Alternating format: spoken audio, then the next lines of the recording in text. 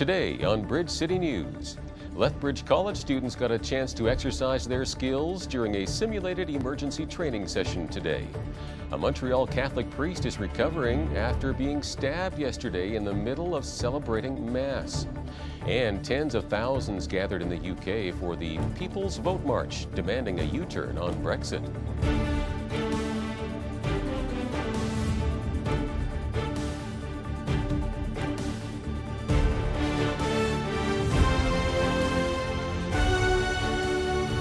Good afternoon. I'm Paul Arthur with the weekend edition of Bridge City News. Lethbridge College was looking a bit like a war zone earlier today as the annual Simulated Learning Incident for Collaboration and Knowledge emergency exercises took place. More than 145 participants were involved, with students from the nursing, emergency medical technician, criminal justice, and media programs getting a taste of what it would be like in a real-life emergency. Here at Lethbridge College, we like to prepare our students really well for real life scenarios so that by the time they're done their two-year diplomas, that they're ready to go out into the workforce. So that means for the journalists that they're responding to the scene on time. It means for the paramedics that they're responding to the scene and identifying and triaging guests in the right order, as well as with the nurses, they have a FIG hospital set up, and so treating those victims in the right order and making sure everybody stays calm. So it's really interesting to see how everybody's role plays out during the day. Criminal justice students are all part of that as well. Students had no prior knowledge of the scenario they faced and had to respond in real time.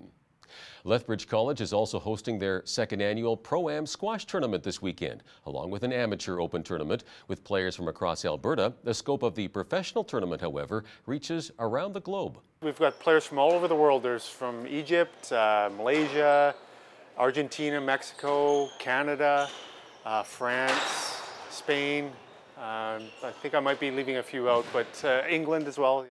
So the pros, they rank from number 56 in the world to all the way down to the mid, say, 170s. Those that are remaining in the final four are between 56 and 86. So it's all world-class field. If you can't make it in person for this top-notch tournament, the Lethbridge Squash Association will live stream the games on its Facebook page. Lethbridge Hurricanes got the right start to the 2019 playoff round with a 3-2 overtime win over the Calgary Hitmen last night. Not only is it great for the Canes to see playoff action, but it's also good for local charities, as the United Way held a fundraising tailgate barbecue yesterday. We have been able to raise over $28,000 to support community programs. The funds we raise all stay local to support programs in the Lethbridge and southwestern Alberta area. So everything from poverty relief to lunch programs for children in schools and advocacy for people with disabilities. In 2018-19, United Way funded 14 programs at 14 different agencies in the area. The Canes will play Game 2 tonight at the NMAX. A reminder that traffic in downtown Lethbridge will be impacted today as the annual Moonlight Run takes place this evening. The 200 block of 8th Street South will be closed, as well as both westbound lanes and also one of the eastbound lanes of 3rd Avenue South from Stafford to Scenic Drive will be closed from 6 till 10 p.m. There will also be no vehicle access into Indian Battle Park during the run. A new Ipsos Reid survey shows the UCP with a huge lead with 56% support province-wide, and the NDP trailing with only 31% in this first week of the Alberta election campaign. The two parties are in a statistical tie in Edmonton. However, outside that capital region, the UCP leads in every other area. The survey reports that the underlying trend is a deep dissatisfaction with the Notley government's performance over the past 4 years. The Alberta Party polled at 5%, the Freedom Conservative Party at 3%, and the Liberal Party at 2%. Chinese companies have stopped buying canola products from Canadian producers, leaving exporters trying to sell their supply to other markets. Lethbridge farmer and Alberta Canola Producers Commission Vice President Kevin Surfass says canola farmers are having to make tough decisions on whether or not to risk planting canola this year. China buys about 40% of Canada's canola seed, which was worth $2.7 billion last year. Many see this as China's retaliation for the arrest of a Huawei executive, but China insists it is because of a phytosanitary contamination. A Catholic priest was stabbed in front of dozens of stunned worshippers as he was celebrating Mass Friday morning at Montreal St. Joseph's Oratory. The incident began shortly after 8:30 a.m. yesterday when a man with a knife rushed the sanctuary of the landmark church and stabbed 77-year-old Reverend Claude Grue. The assault was captured on video.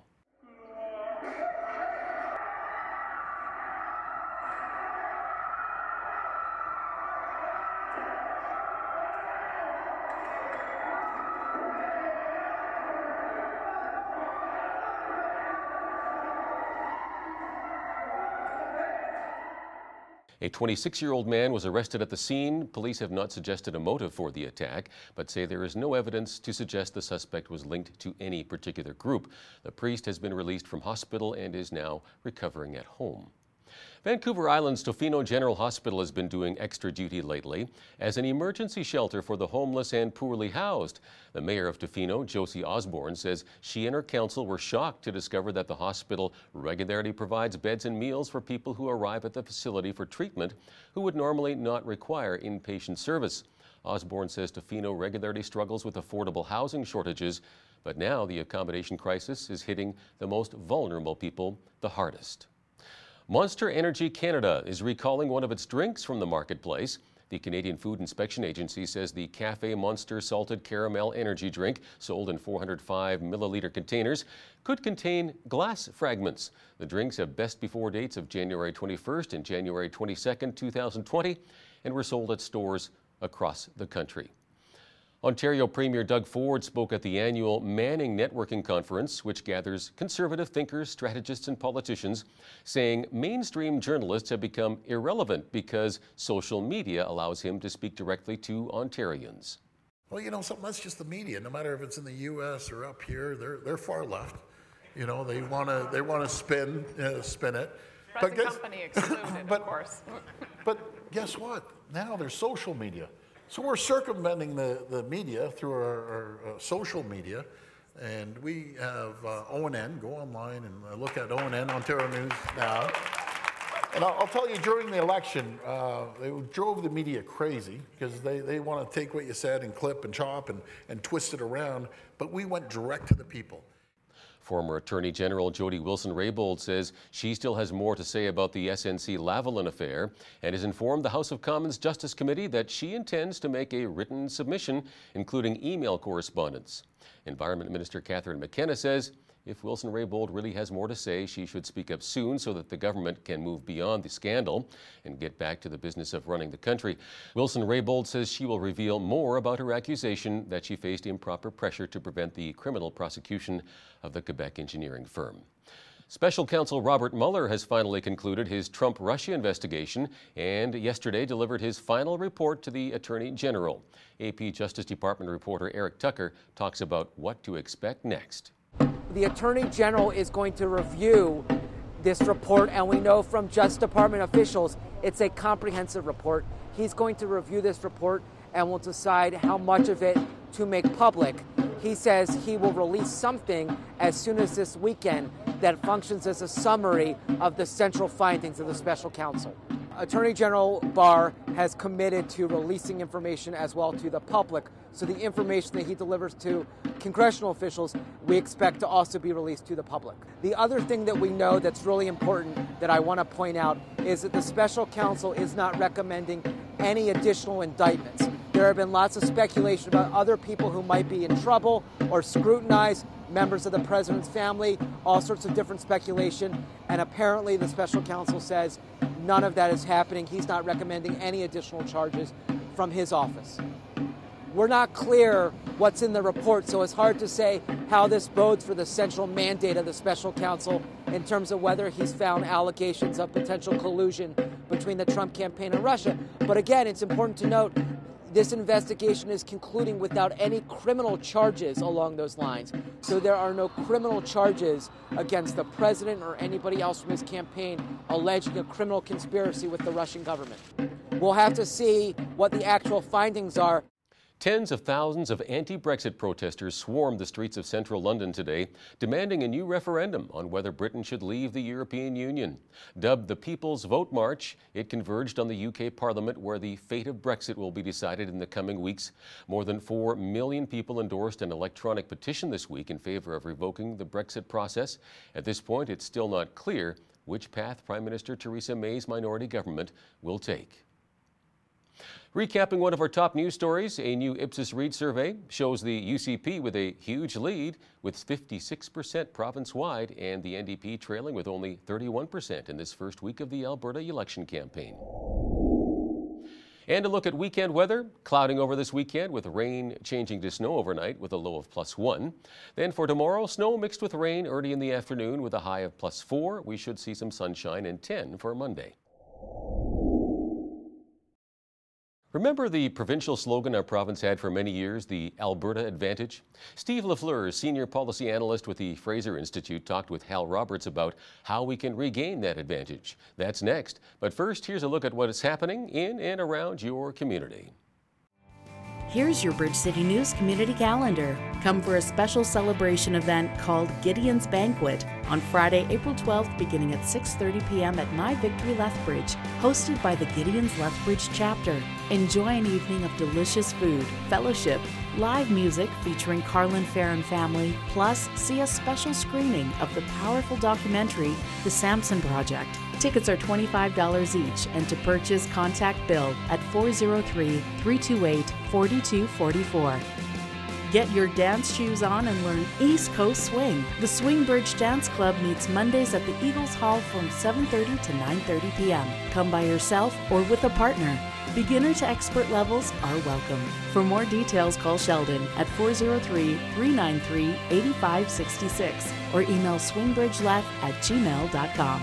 And that's your Bridge City News community calendar. For many years, the province of Alberta had the slogan and the reputation of the Alberta Advantage, the premise being a low-tax business environment that attracted a lot of investment. So what happened?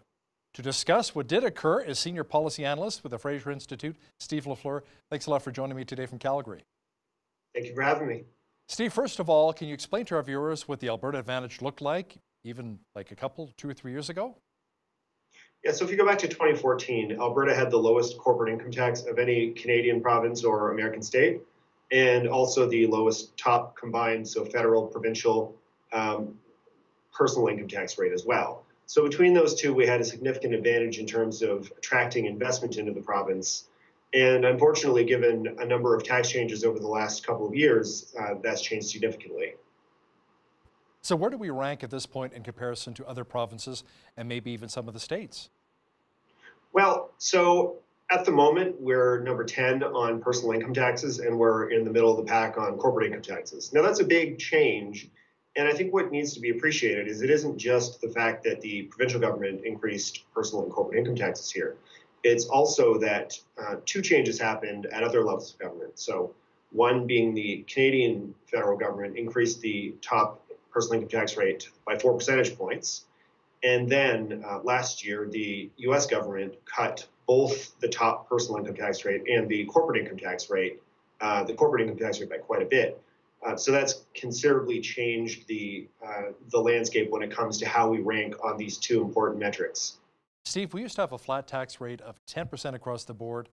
When was that changed? So that began under the new government. They increased they created a 5-bracket income tax system that tops out at 15%, which is a pretty big increase over the old 10% rate. And they also increased corporate income taxes from 10 to 12%. And that change, for instance, brought us from the bottom in Canada to, depending on the year you look at, second or third lowest. So that's a challenge because, especially when you think about it, so our two neighboring provinces have at various points have lower corporate income taxes lately, so that's a problem. And when you look at the U.S. jurisdictions we most heavily compete with, so for instance, Texas, which doesn't have a state level income tax, we're substantially higher on these rates. And that's important because when you think about it, if you're an engineer or somebody who works in the oil and gas industry who has the opportunity to go to Oklahoma, Texas, Alberta, et cetera, one of the advantages we used to have was that it was just a lower tax rate environment, even with no state income tax in places like Texas, because their the federal income tax rate was so much higher. So now that the rates have been decreased there and increased federally here and increased provincially, it's just a lot harder to make the case for a person to move here rather than somewhere else like Texas or North Dakota. So in 2016, the Liberals increased the personal tax rate. How did that really impact the overall Alberta tax rate? Well, the thing that needs to be understood is that when we look at the tax rate, it's one thing to look at the provincial rate, but there's also the federal rate that comes on top of it. So it's not just that we had the 5% percentage point increase to the personal income tax rate in Alberta, but we also had the 4% on top of that. So that's a 9% change for the top rate in a matter of 3 years or 2 years. That's a significant increase, and it really doesn't send a good message for people looking to come here. And given how fragile our economic recovery has been, it's really questionable whether we should be doing things like that at this moment. You know, Canadian business are competing against Americans, and last year the U.S. government cut both personal and corporate income tax rates. How does that really impact us here in Alberta? Well, it makes it more difficult for us to compete. And, you know, whatever one thinks about the tax package that was implemented stateside, the reality is we don't live on an island. We live in a global economy. Our biggest customer for oil and gas is the United States. They're not just our biggest customer, they're also our biggest competitor. So we really need to be mindful of how competitive we are with respect to other oil-producing jurisdictions in North America. And unfortunately, we're not doing ourselves any favors by increasing personal and corporate income taxes at this point. So I guess bottom line is we have to start cutting taxes to regain the Alberta advantage once again? What are your thoughts?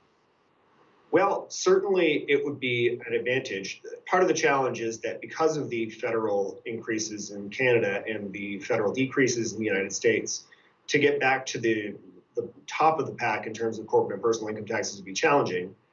It's not just a matter of going back to the old 10% single rate, because now we would essentially have to go back to 6 just to get tied for the lowest corporate and to get near the top on personal.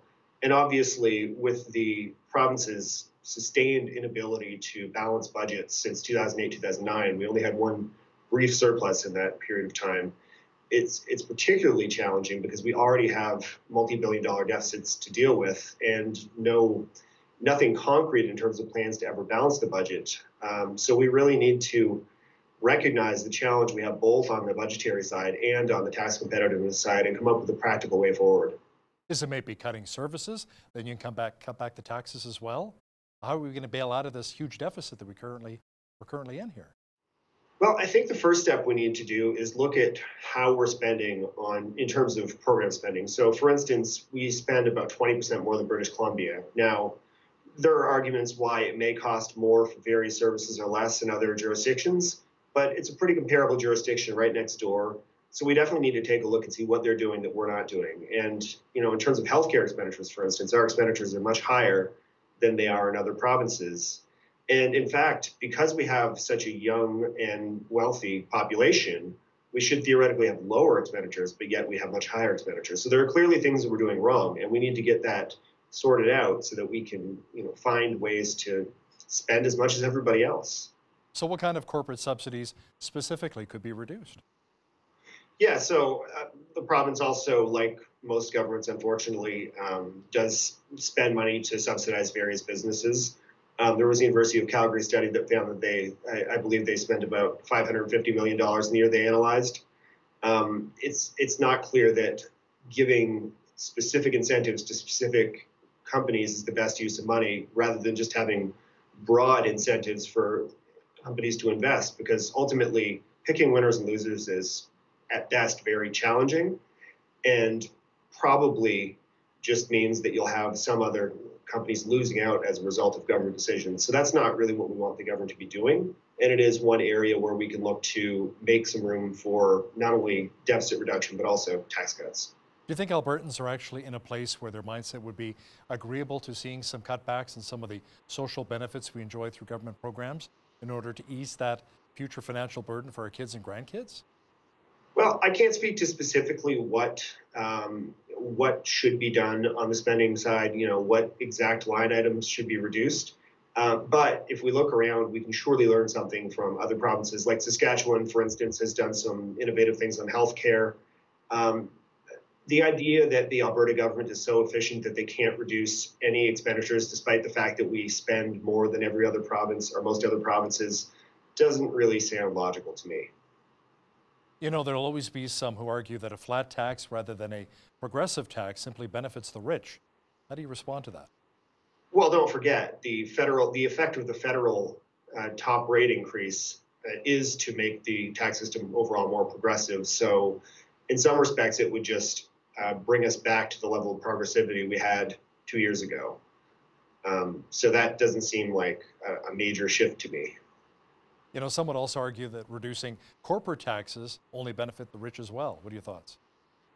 Well, the corporate income tax isn't exclusively paid for by shareholders. The thing is that the incidence of the tax falls on workers in terms of lower wages. It falls partly on consumers in terms of higher prices, and partly on shareholders in terms of reduced corporate profits. So the cost of it is spread.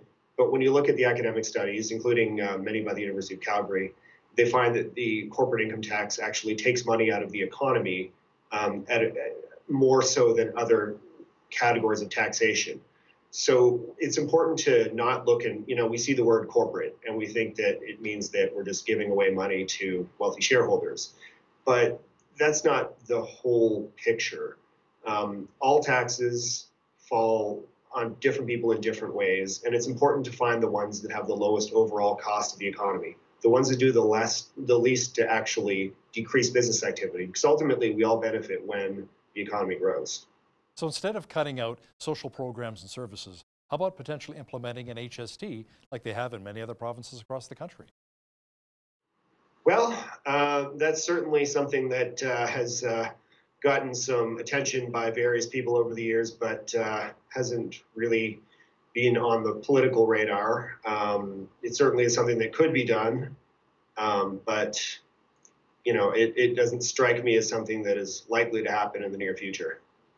Yeah, when you think of Alberta, it's like no provincial sales tax, just the 5% GST, and that's what a lot of people still refer to as the Alberta Advantage. Now, Steve, realistically, do you think the winner of the next provincial election will make significant tax reductions?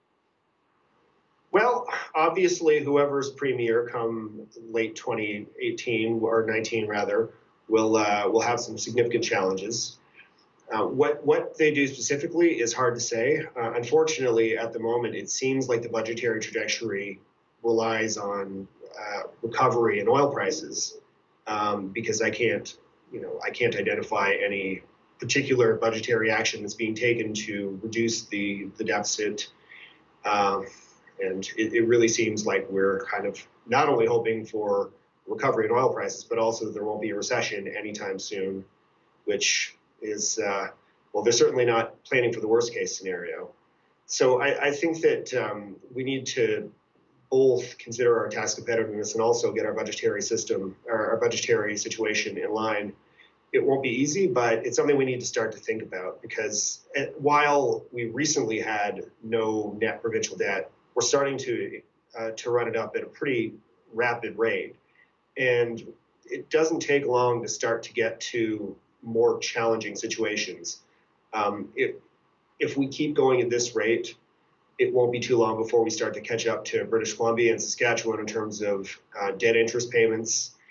And that's not a good situation to be in. As much as they're not near the top, we're not talking about being Ontario or Quebec just yet. It still is money that we end up paying just for the sake of paying back our old debts. That's not particularly helpful. We'd rather be in a situation where we can spend all of our taxes on useful services. So how about once we get the oil flowing once again? Trans Mountain pipeline expansion, maybe Energy East, we get that happening. Will that help? That'll help with the Alberta economy, and therefore maybe we can get our spending under control. Well, certainly given the province's reliance on oil and gas, getting more export capacity will be important. Enbridge Line 3 should be coming on this year. That'll take some pressure off for sure. What happens with Trans Mountain, we'll see. Hopefully they can find a way to make that happen. But certainly a lot of our current fiscal plans are based around the idea that they will both, and maybe even another pipeline such as Keystone will be built. These are things that we shouldn't exclusively rely on. We shouldn't just have a fiscal plan that implicitly relies on everything to go right on these fronts. But certainly it'll be much more challenging if these things don't happen. You know, what's interesting is I've talked to a lot of industry analysts and economists that say Alberta sometimes has to think about reinventing itself, not rely so much on oil and gas in the energy sector, but maybe green energy. You know, we talked recently to some industry experts in wind turbine, green energy, and apparently 500 new wind turbines are coming on in Alberta. We already have like 900 creating a lot of energy. So maybe is that a route to consider? More green energy as well? Well, Electricity policy is not something I know too much about, admittedly. One thing I will say, though, is that while obviously it's not prudent to just say we have one industry and we should invest in that industry and not do anything else, while that approach might not necessarily make sense, at the same time, oil and gas has made Alberta the richest province in Canada, one of the richest places in the world. We can't just turn on a dime and say, well, we've got this massive industry and maybe we'll do something else. It's kind of like walking down the sidewalk and just leaving a $20 bill. Like, I suppose that's a bad analogy. You probably don't want to take somebody else's money off the sidewalk, but you take my point. Yeah. Don't put all your eggs in the energy basket. We have to diversify, and you can't wean everybody off the energy sector right away, definitely. Steve Lafleur is Senior Policy Analyst with the Fraser Institute. Thanks a lot for joining me today from my hometown of Calgary. Thanks for having me. Many of you remember the times from previous generations where the norm was you graduate from high school, you get married, and you start a family, or maybe graduate from college, university. Well, times have certainly changed. Joining me now from Ottawa is Andrea Mrazek, Family Program Director at the National Think Tank Cardis. Welcome back to BCN, Andrea. Thanks for having me on. Now, the number of marriages are down in our society, and women tend to get married later on in life, the stats are showing. Now, we sometimes hear disgruntled career women or clergy handing out advice on settling down a little bit sooner, but that may be easier said than done. What are your thoughts? Yeah, those bits of advice make me feel like there's a lack of recognition of the realities surrounding family and marriage today. Oftentimes it's from conservative sources, be it a talk show host or a news media source, an op-ed, or a disgruntled career woman who late in life decides she really wishes she had settled down earlier. All of these things, I think, don't realize the extent to which something called life script has changed in our culture, so that there isn't really an immediate pathway or an evident pathway for men and women to join in on marriage. And that would be a key point of some of the advice tends to be directed explicitly at women. We have all kinds of books. Michelle Obama's recent book. We have the Michelle Sandberg Lean In book. All of these bits of advice are geared at women. But I think they miss the point, which is that the culture we live in does not make family immediately accessible or easy. And that's something that we need to be aware of as we look at the stats and consider the types of advice that we're giving to young women. So do young women today still want to get married and have a family? I believe so. I think those we see in the data points that young people, women also do want to get married. Marriage has fallen a little bit into the nice to have instead of a need to have category. So, definitely a diminishing there in the interest and participation in marriage. But it would be untrue to say there's no interest in marriage. Marriage remains an aspirational goal for many. And if it's not marriage, people are very interested in lifelong love, which research shows marriage is the gold standard for that. Now, is a big reason why maybe a lot of women are not getting married today is because of economic pressures? Young women staying in the workforce a little bit longer simply because it's harder than ever to pay the bills? How about maybe juggling all three, marriage, kids, and a career? Yeah, well, we definitely have all kinds of factors that play into the changing of the culture, and economic factors are one of them. And certainly if you've put a lot of money into your schooling, which was required of you, today we have high levels of schooling required to succeed in the work world. Women in particular are going to want to use that and not disappear. Certain fields are not amenable to taking time off when you have children, for example. Of course, I'm not talking about quitting when you get married. I know that we'll talk a little bit about feminism. That used to be something that the feminists combated, was this idea that if women got married, they were somehow to leave the workforce. Many fine things feminists did, but one of the detrimental side effects, I think, of the feminist movement was to adopt an overt individualism, which suggested to women that success lies in career and we ought not rely on any man ever. And so marriage was a little bit on the outs with feminists. Yeah, let's talk a bit more about feminism. How much has this movement really impacted women to either not get married or even delay getting married? Yeah, so I've been reading a lot of feminist sources recently, and it seems to me there are different types of feminisms. We need to say that up front. And in different parts of the world, you have more of a familial type of feminism where you have some of the interest in obtaining equal rights and the ability to pursue the career and vocation that you want to pursue. In North America, feminism took on a stridently individualistic tone, and the hostility to marriage is very present in the literature. And I think that is something that needs to be stated, that marriage by many feminists in North America in particular is considered to be violence against women. It's considered to be patriarchal and something to avoid.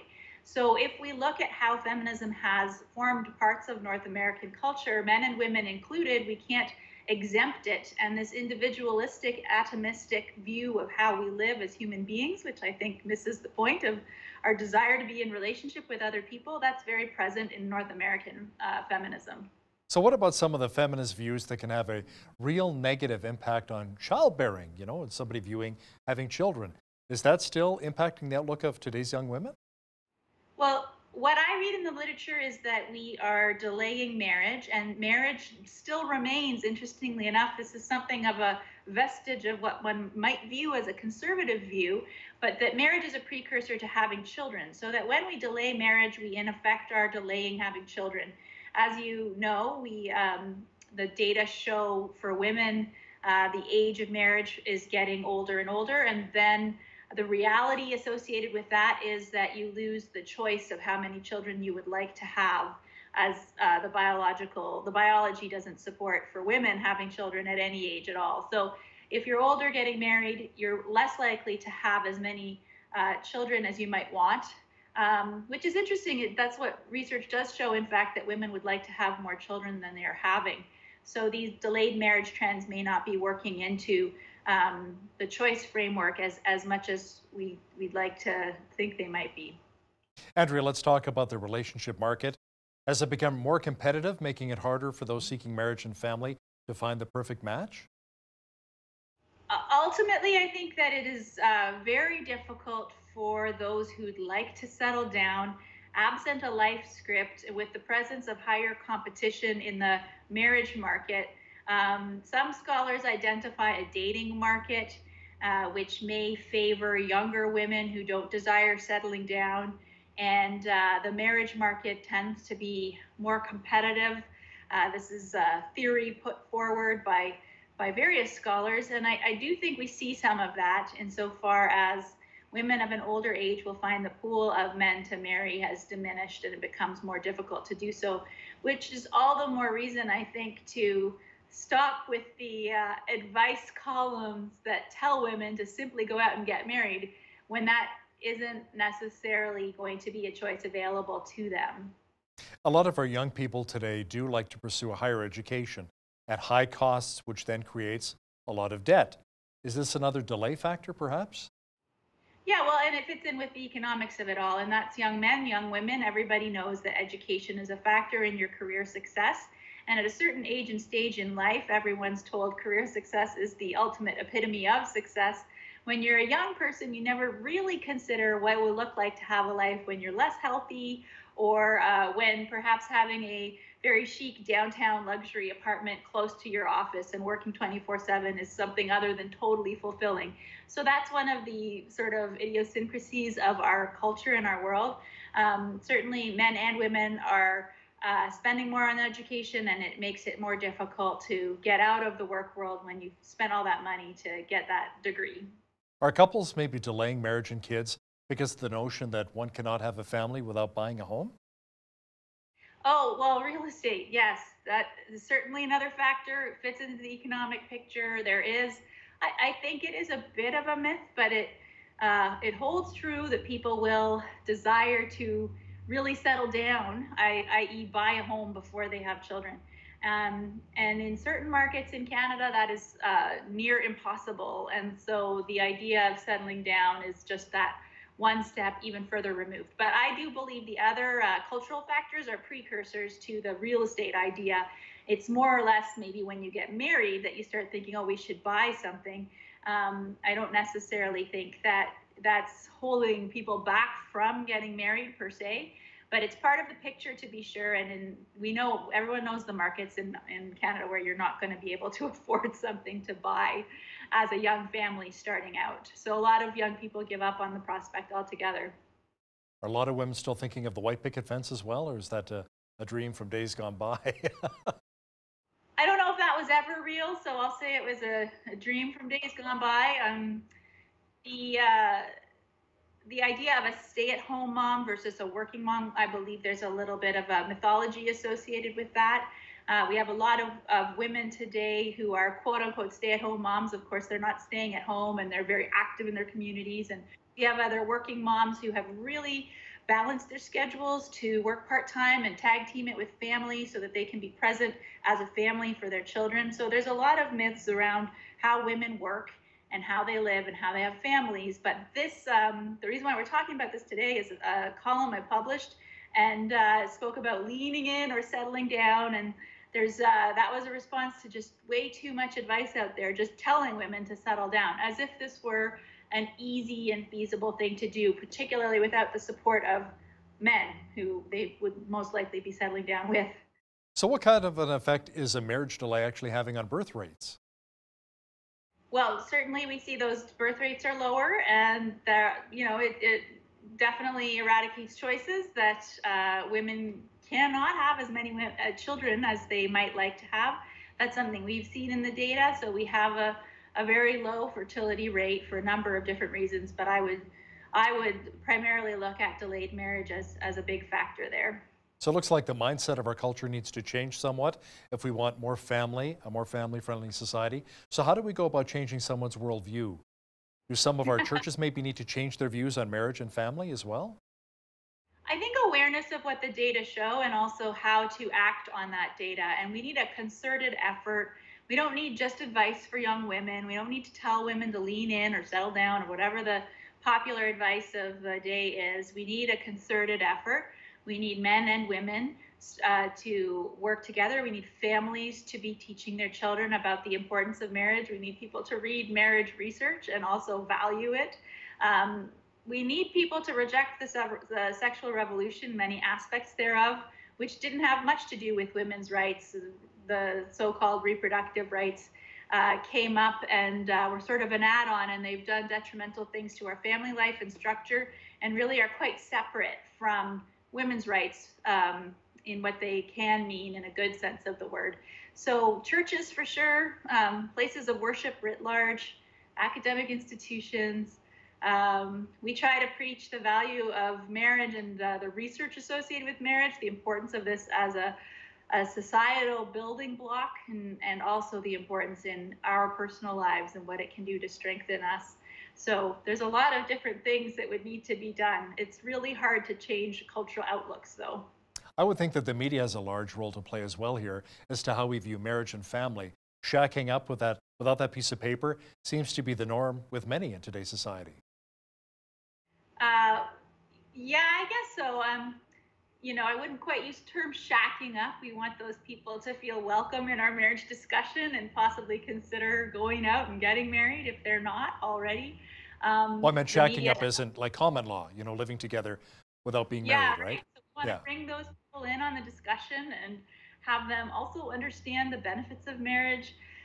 And not just slide into a relationship. Marriage is sort of the marker, the gold standard for commitment, stability, these sorts of things. And I really maintain that for those who desire lifelong love, they need to know that information and be aware of it and be able to act on it should they choose. The media, though, I mean, ultimately, they do control a lot of the storylines we get to hear. So the more marriage research can be reported on, certainly is for the better. So how are we doing when it comes to how our various levels of government legislate on marriage and family-related issues? Oh, how are we doing? Well, goodness, I don't believe Canada, if we have marriage penalties left, I'm not aware of what those might be. So that's a benefit. So it used to be that you'd actually be penalized for getting married. This intertwines, of course, with poverty reduction measures and the way in which we do welfare, this sort of thing. Has to be attentive to the importance of marriage and not penalize people for being in a marriage, which is something we had seen in the past. That's a big question, and looking across the landscape of legislation, not sure I can do that in the time that we have. Ultimately, though, I think cultural change precedes legislative change, or maybe the two can partner together. But we won't see changes in attitudes and worldviews strictly via legislation, though we certainly can hope for legislation that doesn't harm marriage. Amen to that. Andrea Mrazek, Family Program Director at the National Think Tank Cardis. Thanks a lot for joining me today from Ottawa. Thank you so much. Have a good night. It has been quite a volatile year for the financial markets, which can make a lot of people nervous about investing their money. Joining me now in studio to discuss this a little bit further is Nathan Giesbrecht, a senior financial advisor based out of Red Deer, Alberta with Investors Group. Welcome back to BCN. Thank you. Now, Nathan, there's been a lot of news lately about the volatility in the stock markets, with Apple stock taking a big hit, dropping about 10 points, 10%. What are the big reasons behind this? Yeah, so it's not just Apple. In fact, there's technology companies, there's financial services companies. All the industries have been impacted by the changes that are going on right now. And so there's a few variables that we need to consider. Number one, there's a lot of geopolitical issues in the world today with trade. We have the US and China are battling it out over trade, but that impacts so many other folks and countries and companies in the world. Apple came out publicly here a few weeks ago and said this is impacting our firm. And so ultimately, that's one of the reasons that we're seeing volatility in the market. Another reason that we're seeing some volatility is the Fed and the Bank of Canada have been raising rates, and that's putting downward pressure on the economy itself. In fact, there's been some talk now. They're saying, was that a mistake? Were we too aggressive in raising rates so aggressively over the last 18 months? But why are they doing that? And this is part of what I talk to Canadians about is, why are rates rising? Rates are rising because the economy is fairly hot. And so now in Alberta... Not so much in Alberta. Exactly. In Alberta, we don't see that. Right. But what we don't realize is we're currently sitting on a 43-year record for unemployment. And we haven't had unemployment rates this low in over 4 decades. So Canada's doing quite well, and so the Bank of Canada is just trying to cool things down a little bit. And they've been very public and very transparent in saying, look, expect another rate increase in 2019. So, yes, we're not seeing it in Alberta. And in fact, I remind Albertans that a few years ago when the rest of the country was suffering, we were doing very, very well. Rates were declining, and oil was strong, and Alberta was roaring. And it just got better and better and better. Well, now the opposite is occurring, where rates are rising and we're struggling a little bit as an economy. Will you see oil rebounding? Is that the place to put your money now? Great question. I actually buy low, sell high. Right? Right now, not necessarily oil. All your eggs in oil. But one client asked me this yesterday. What are you doing with your money? And I said, well, I'm not parking my money on the sidelines, if that's what you're asking me, because companies are doing very, very well. Corporate Canada is making money. In fact, some of the major banks have recently come out and said record profits, never made more money in the history of those institutions. Yeah, service charges, I know all about it. There you go. So Corporate Canada is making money. And when you buy shares of a company, when you invest in the stock market, what are you buying? You're buying a pro rata share of those earnings. And so when earnings are up, ultimately, eventually, you're going to see dividends being raised, and you're going to see those share prices growing. So would you not want to be buying into those markets now when they're maybe down 10, 15%? I'm saying that I am, and major corporations out there and analysts are saying the same thing. So, how about precious metals, gold and silver? What are your thoughts? Yeah, often when we see declining markets and recessionary times, the consumer wants to run to a commodity that they understand, for example, gold. And let's talk about gold for a minute. 100 years ago or 120 years ago, at the turn of the last century, 1 ounce of gold would purchase you one nice male suit. So that's what an ounce of gold would buy you. Today, an ounce of gold, guess what, would buy you about the same. So net of inflation, gold in over 100 years hasn't made you money. Now, there have been times throughout that 120-year span that, yes, you could have made money purchasing gold. But if you're looking for a good long-term investment, gold is not the place to be. The other thing I remind Canadians is, what does gold yield you in terms of a profit or an income? The return on investment, yeah, right? it doesn't yield you anything. It goes up $10 an ounce, drops 15 an ounce, up 20 an ounce. It just keeps fluctuating every and day, there's no right? dividends, and there's no earnings that are paid out. It's just a commodity. We've seen the Dow Jones Industrial Average plummet 600 points. Then the next day it's up 500 points. It drops another 70, and then it's up another 100. It just keeps going up and down, the volatility of the markets. So should you stay in there for the long term with a nice balanced portfolio? What are your thoughts? Or should we get out now? Yeah, so again, you know, there's two schools of thoughts with this. If you're the type of client that is panicking over, you know, I bought into, you know, a basket of investments, whether it be through some sort of professionally managed investment, be it a mutual fund or a wrap account or an individual ETF, or you're buying, you know, individual commodities or stocks. The schools of thought are, you know, are you buying quality companies? So first off, if you're buying a basket of goods that owns good, solid, dividend-paying companies, and they're off 5%, 10% right now, you paid 10% more 6 months ago. Why is it a bad investment today when it's down 10%? Now, at the end of the day, if your goals have changed, or arguably your risk tolerance has changed, but it shouldn't unless some sort of major life event has occurred, I wouldn't be recommending pulling out for the reason you just gave me. It's down 500 points and then it's up 700 points. We can't predict you know, what the market is going to do tomorrow, but what we can predict is that if we have companies that are profitable and continue to be profitable, over time those companies will grow. How about investing in real estate? Lethbridge here and many cities across southwestern Alberta, it's a soft market. Maybe now's the time to buy into real estate. Yeah, and real estate isn't a bad investment. Just takes longer to make money, right? It can. Except in Toronto and Vancouver. Yeah, if you know, right? again, younger Canadians, I would say Canadians that are 30-ish or younger, right, have never really experienced a decline in real estate investment. So there was a time, you know, for a number of years where young Canadians were saying real estate's the only place to invest your money because all they saw was a real estate market that was growing. And yet you talk to those individuals' parents and they'd say, well, wait a minute, we've seen cyclical real estate markets and here we are. So buying real estate today could be a great investment. Why are you buying it? Are you buying it to live in it? Or are you buying it for an investment property? Okay, then if you're looking to do investment in real estate, there's some other research that you should do in terms of what are the right places in town to buy. Can you rent them out? If the economy is soft, you know, these are all things that you need to consider, but real estate could be a very good investment. And maybe commercial real estate as well. Might be a good opportunity, right? Yeah, we're seeing a lot of boomers right now who are telling us statistically they're 5 years away or less from retirement. So these are Canadians that are saying, look, I'm ready to retire, and the majority of my wealth is tied up in either this real estate portfolio or this commercial real estate, and they're looking at downsizing. And so yes, there are going to be opportunities in the future to be purchasing properties maybe at a bit of a discount. So the Bank of Canada and the Federal Reserve continued to raise rates last year. How is that really impacting individuals' finances, Nathan? Yeah, great question. So first off, the Bank of Canada and the Fed, but I'll speak specifically to the BOC, they've been doing a very, very good job of being transparent. In fact, a lot of Canadians don't understand this, but the Bank of Canada is not a division of the government. They are a separate entity of the government. And arguably what their job is to do is to keep the economy moving along.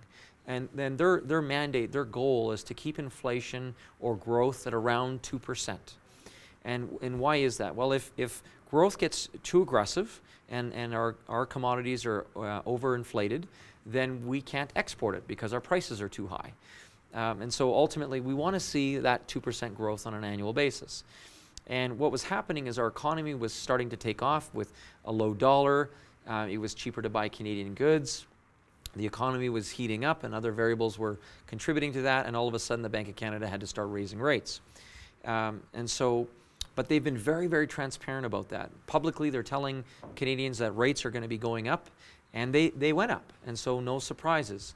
Now recently we've seen a few surprises in the you know, the Bank of Canada's leading towards we're going to make an increase, and then they don't. The markets don't like surprises. We want to make sure that we understand what's coming and when it's happening. But at the end of the day, if rates are going up a quarter point, yeah, an average family could expect to pay another $250 to $300 per year in interest charges on their existing debt. That's an average family. Some families have less, and some families have more. What lessons can we really learn from what we've seen with the financial markets this past year? That's a great question. So first off, if you go back and look through history, I said this to a friend of mine the other day. I said, look, for the last 100 years, the markets go up and they go down. Mm-hmm. It's no surprise.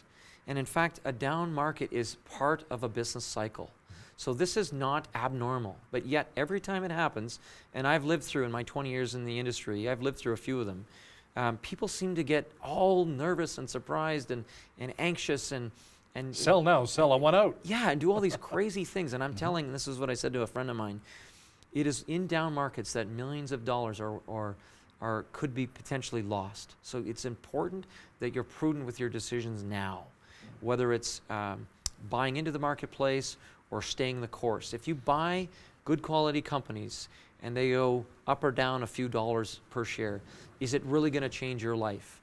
If you're in retirement and you're losing sleep over this, then I would argue that you're too overexposed to equities.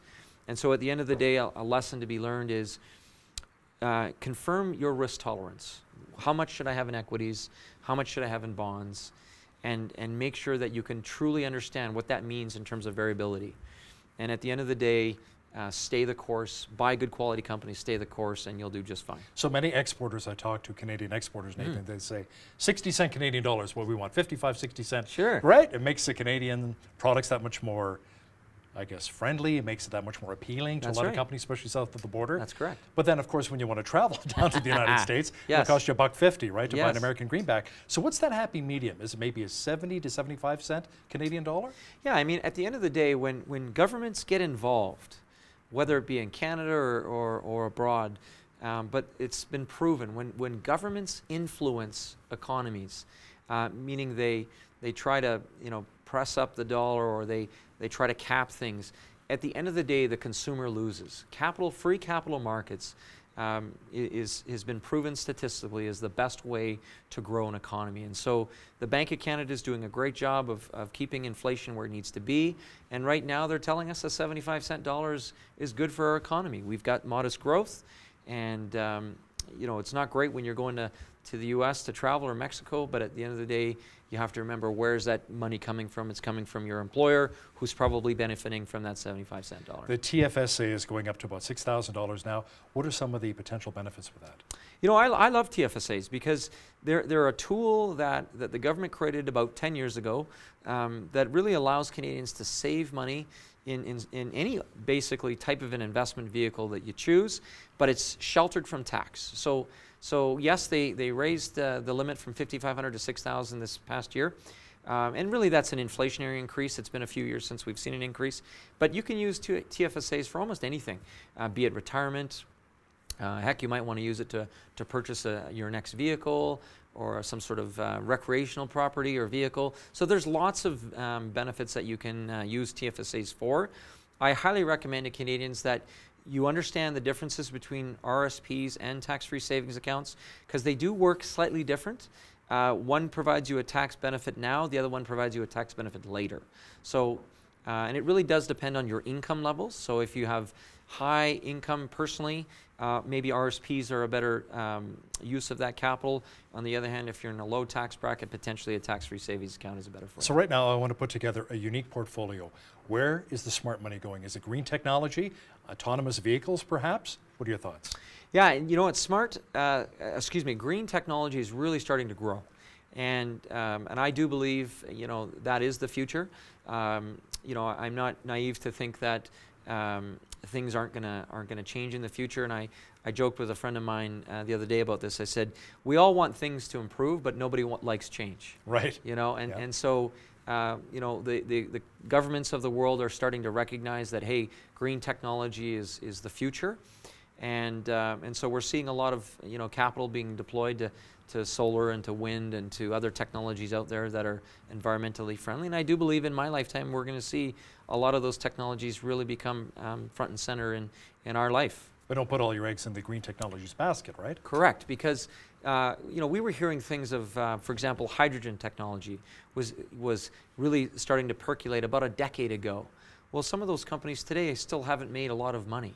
And at the end of the day, when you're buying shares of a company, you're buying a pro rata share of those profits. And so if those companies aren't profitable, at the end of the day, your shares are probably not going to grow in value, and those dividends aren't going to increase. So it's one thing to have money in oil and gas or green technology or financial services or utilities, but it's so critical to diversify. And if you had all your money in financial services today, you probably wouldn't be happy because you're down 10 or 15%. If you're in oil and gas, you could be off 30 or 40%. So it's so critical to diversify.